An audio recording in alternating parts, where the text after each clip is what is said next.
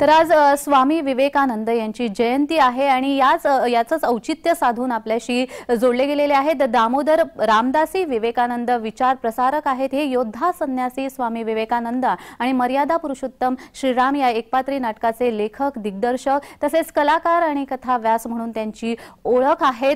तर सर्वात आधी तुमचं खूप खूप स्वागत आहे। आणि आज स्वामी विवेकानंद यांची आज जयंती आहे, 161वी जयंती आहे आणि पंतप्रधान नरेंद्र मोदी देखील आजच नाशिकमध्ये महाराष्ट्राच्या दौऱ्यावर आहे। तर पंतप्रधान नरेंद्र मोदी यांचा नाशिकचा दौरा आणि स्वामी विवेकानंद हे समीकरण खरं तर आज जुळून आलेलं आहे। कशा पद्धतीने या दौऱ्याचा परिणाम होणार आहे? आदरणीय पंतप्रधान नरेंद्र मोदी यांचं नाव देखील नरेंद्र आहे आणि स्वामी विवेकानंदांचं पूर्वाश्रमीचं नाव देखील नरेंद्र असंच आहे जी।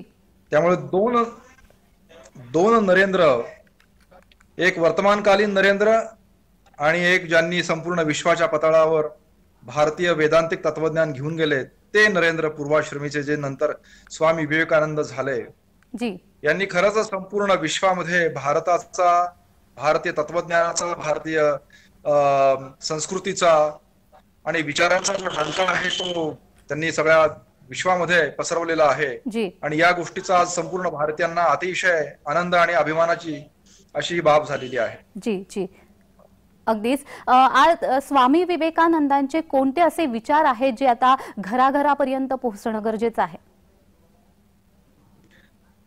आजच्या संपूर्ण जागतिक पृष्ठभूमीवर भारताची जी एकूण भूमिका आहे ती फार महत्वाची आहे।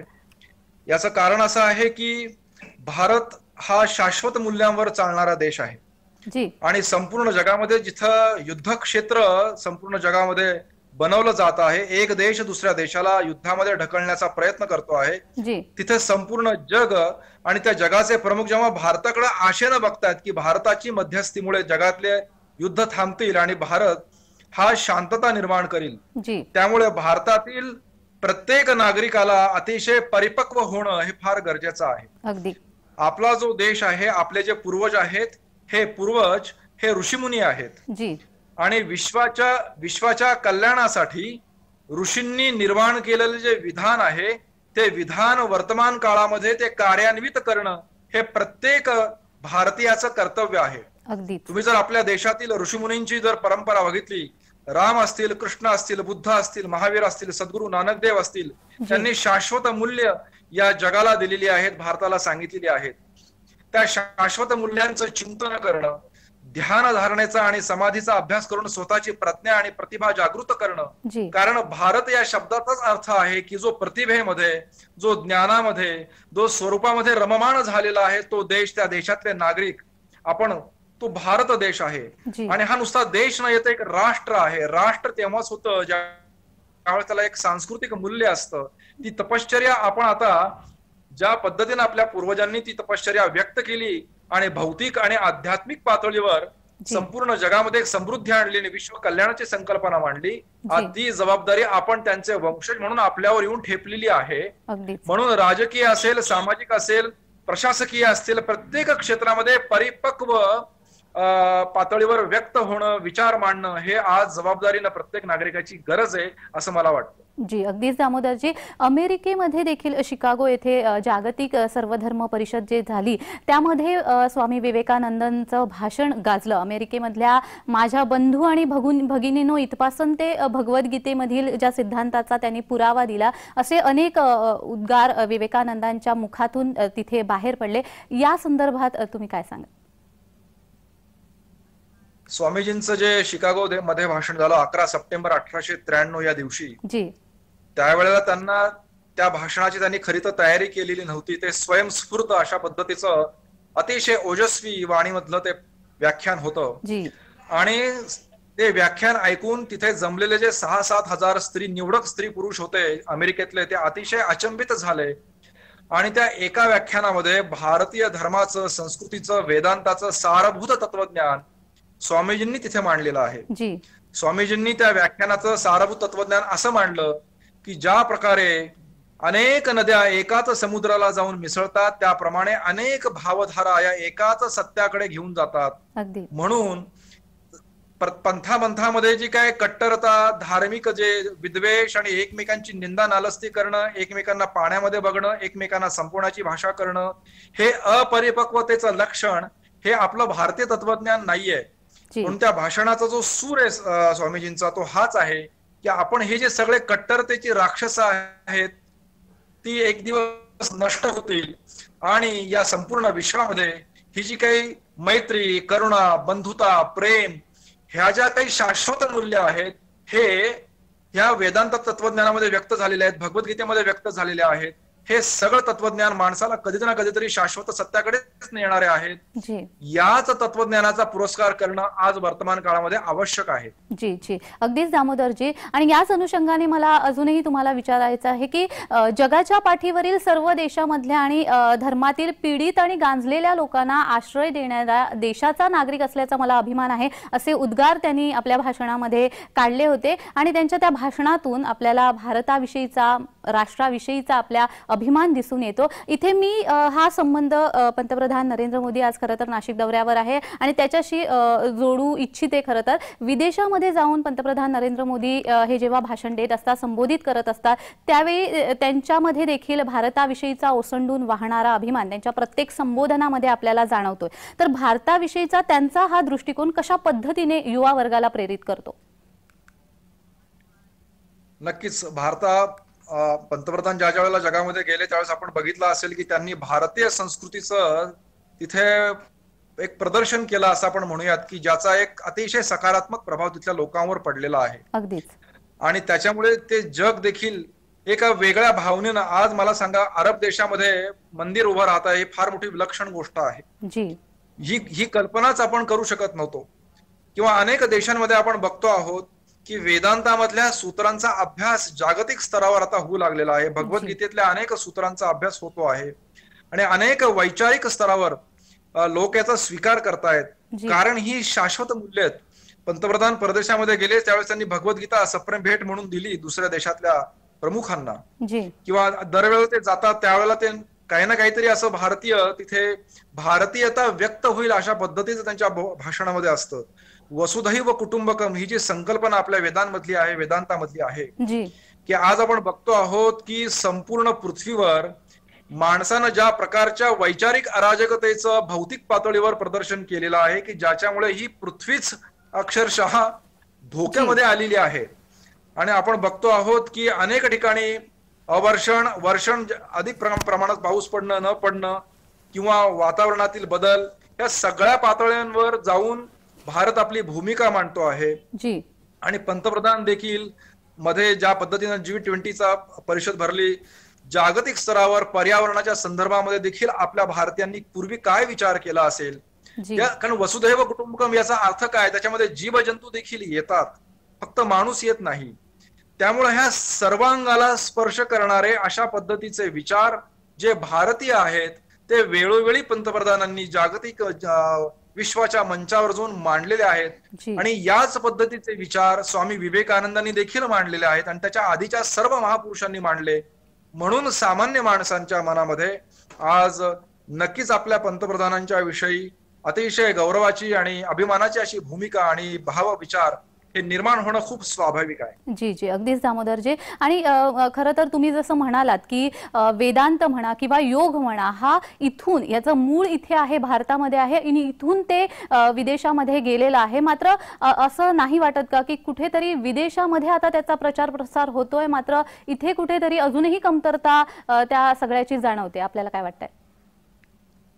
नक्कीच. काय आहे, मधल्या काळामध्ये ज्या पद्धतीने आपल्यावर विदेशी लोकांचं राज्य होतं, इंग्रजांचं राज्य होतं, त्यावेळेला त्यांनी आपल्या देशातला हा जो मूळ विचार आहे की जो आपल्या आचरणामध्ये होताच दैनंदिन आयुष्यामध्ये, म्हणजे आयुर्वेदीय जीवन पद्धती असेल किंवा योग असतील किंवा आपल्या शिक्षणामध्ये या सगळ्या गोष्टींचा जो आविर्भाव होताच, तो हळूहळू हळूहळू पाश्चात्य विचारांच्या प्रभावामुळे आणि इंग्रज हे श्रेष्ठ आहेत अशा पद्धतीची धारणा आपल्याच देशातील लोकांची झाल्यामुळे आणि नोकर किंवा नोकराची जी भूमिका आहे, म्हणजे गुलामीची जी भूमिका आहे, तिचे संस्कार अधिक त्यामुळे आपण आपल्याच विचारांना मधल्या काळामध्ये सोडून दिलंय. जी आणि त्याच्यामुळे जिथे परदेशातले लोक आपल्या ग्रंथांचा अभ्यास करून त्यातला आयुर्वेद असेल किंवा त्यातल्या अनेक योग मार्गातल्या अनेक गोष्टी असतील की ज्याचा उपयोग मनशांतीसाठी किंवा शारीरिक आरोग्यासाठी होतो, त्याचा ते विचार करू लागलेले आहेत आणि जगामध्ये त्याचा म्हणजे अतिशय प्रसार झालेला आहे. जी लोक स्वीकारतात ती जीवन पद्धती. जी आता हळूहळू हळूहळू हा बदल आपल्याही लोकांना कळला की मधल्या काळात ज्या आपल्या हातून चुका झाल्या, आपणच आपल्या विचारांना तिलांजली दिली, आता आपल्याच विचारांना आपण परत एकदा चिंतन करणं हे फार गरजेचं आहे. जी आणि मला एक नवीन असा आशावाद वाटतो की आपण त्याच पूर्वजांचं रक्त आपल्या शरीरामध्ये भिनलेलं आहे की ज्या पूर्वजांनी तपश्चर्या केली आणि शाश्वत मूल्य आणि ती समाधी आणि ती प्रज्ञा आणि त्या चारित्र्याचं आचरण केल्यामुळे त्यांना जो काही अनुभव आला तो अनुभव त्यांनी व्यक्त केला. आणि आपण त्यांचेच वंशज असल्यामुळे आणि आपल्या अंगामध्ये त्यांचेच DNA असल्यामुळे आपण तो विचार चटकन ग्रहण करू शकू. त्याच्यामुळे आता आपला काय फार उशीर आहे अशातला भाग नाहीये. आपल्या दैनंदिन आयुष्याचा देखील आता हा योग असेल, आयुर्वेद असेल किंवा आहार विहाराच्या ज्या काही शुद्ध्या असतील, पावित्र्य असेल, हे सहजपणे आपण याचा आचरण आता करायला लागलेलो आहोत जी असं मला वाटतं. जी अगदीच.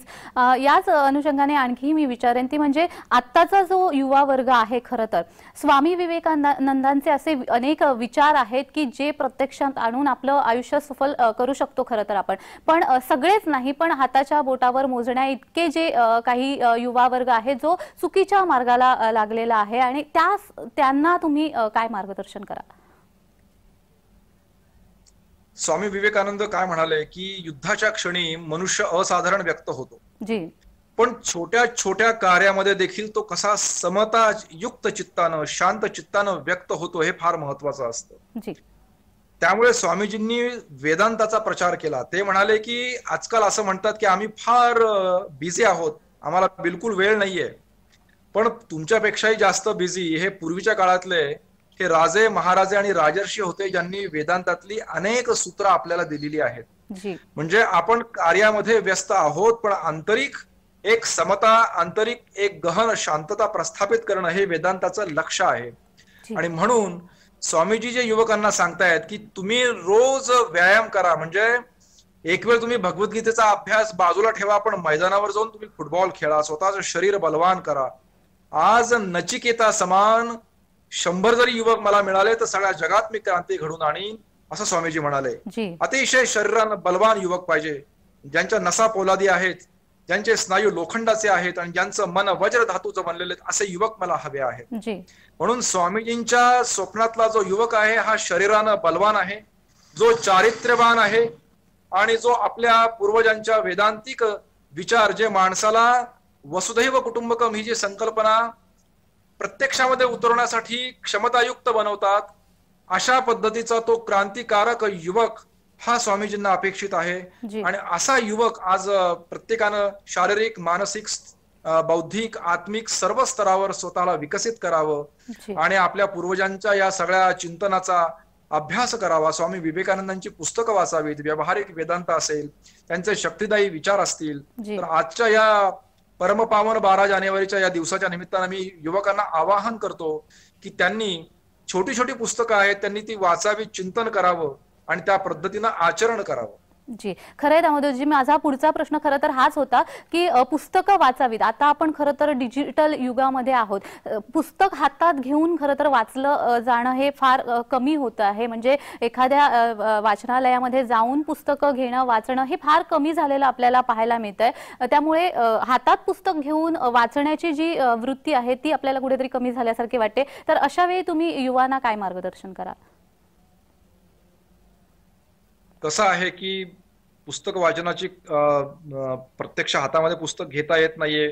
तुम्ही कॉम्प्युटरचा वापर करत आहात, मोबाईलचा वापर करत आहात, त्याच्यावर देखील छोटे छोटे रील्स आहेत, व्हिडिओ क्लिप्स आहेत, ऑडिओज उपलब्ध आहेत. तुम्ही जाता जाता बसेसमध्ये, मेट्रोमध्ये प्रवास करत असताना 1-1 मिनिटांचे, 2-2 मिनिटांचे हे जे काही उद्बोधक जे विचार आहेत किंवा जे प्रेरणादायी विचार आहेत हे ऐकू शकता. अनेक विचारवंतांनी किंवा या विचारांवर चालणाऱ्या अनेकांनी हे तयार केलेले आहेत. आणि शिवाय ज्या वेळेला आठवड्यामधनं किंवा महिन्यातनं वेळ असेल तर समविचारी जे काही युवक आहेत अशा सत्संगाला आपण जाऊ शकतो.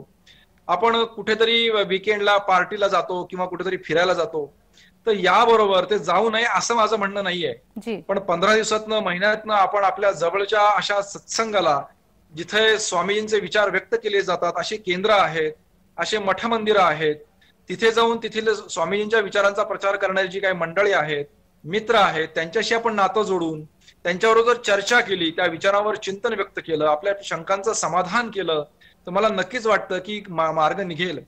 ज्याला खरं पुढे जायचं आहे, बदल हवा आहे, तो कसाही करतो, त्यासाठी त्याला कारण लागत नाहीत असं मला वाटतं. जी जी, अगदीच दामोदरजी. या चर्चेदरम्यान मी तुम्हाला आणखी थोडासा एक वेगळा प्रश्न विचारते, तो म्हणजे आजच्या हिंदुत्वासमोरची आव्हानं कोणती आहेत? हिंदुत्वासमोरची आव्हान जी, मुळामध्ये हिंदुत्व या शब्दाचा अर्थ काय? संपूर्ण विश्वाचं कल्याण करणारी जी मानसिक अवस्था आहे, जी, तेच हिंदुत्व आहे. जी, तेच रामराज्य आहे. जी, संकल्पना जी आहे की समाजातल्या प्रत्येक वर्गाचं पालन करणं, त्याला पुष्ट करणं, त्याला समतेच्या स्थितीवर नेणं, सर्वांचा भौतिक आणि आध्यात्मिक विकास करणं, हेच खऱ्या अर्थानं हिंदुत्व आहे. जी, जी. त्यामुळे हिंदुत्वासमोरची आवाहन मला असं वाटतं की जो मनुष्य मैत्री, प्रेम आणि करुणा याच्यावर चालतो, त्याला वेगळे आवाहन नाहीयेत. जी, कारण असं आहे की सगळ्यांना आपल्याला बरोबर घेऊन जायचं आहे, सगळे आपलेच आहेत, आपलेच बांधव आहेत. जी, त्याच्यामुळे आपण जर स्वतः या तत्वांचं आचरण करत असू, तर आपण कोणालाही सहजतेने हृदयाला जोडले जातो. आणि आपल्या देशातली जी महान परंपरा आहे, जर आपण बघ, रामकृष्ण, बुद्ध, महावीर, सद्गुरू नानक देवजी महाराज, या सगळ्यांच्या तत्वज्ञानामध्ये एक समान धागा आणि एक शाश्वत मूल्य जी व्यक्त झालेली आहेत, समता, बंधुता, प्रेम, चारित्र्य, मनाची शुद्धी आणि सर्वांना बरोबर घेऊन जाणं, हे जेव्हा शाश्वत मूल्यांवर हिंदुत्व, हाच हिंदुत्ववाद आहे, दुसरं काही नाहीये. आणि याच हिंदुत्वावर चालणाऱ्या राष्ट्राची उभारणी करणं म्हणजेच हिंदू राष्ट्राची उभारणी आहे. आणि आपल्या संविधानामध्ये देखील या तत्वांचं वारंवार उजळणी झालेली आहे. आपल्या महापुरुषांनी त्याच मार्गाने, त्याच दिशेनं ते संविधान लिहिलेलं आहे. आणि म्हणून या संविधानाचा देखील आपण सखोल अभ्यास प्रत्येक युवकानं केला पाहिजे. आणि भारतात राहणारा प्रत्येक जण हा खरं तर दामोदरजी, तुमच्याकडून ऐकण्यासारखं खूप आहे आणि खूप छान पद्धतीने तुम्ही आम्हाला माहिती दिली आहे. वेळेअभावी आपल्याला थांबावं लागतंय. धन्यवाद तुम्ही दिलेल्या या विश्लेषणाबद्दल. स्वामी विवेकानंद यांची आज जयंती आहे आणि त्यानिमित्तानं एक दुग्ध शर्करा योग असा म्हणू शकतो आपण. पंतप्रधान नरेंद्र मोदी हे देखील नाशिकमध्ये आहेत आणि नाशिकमध्ये पंतप्रधान नरेंद्र मोदी हे जनसंवाद करणार आहेत.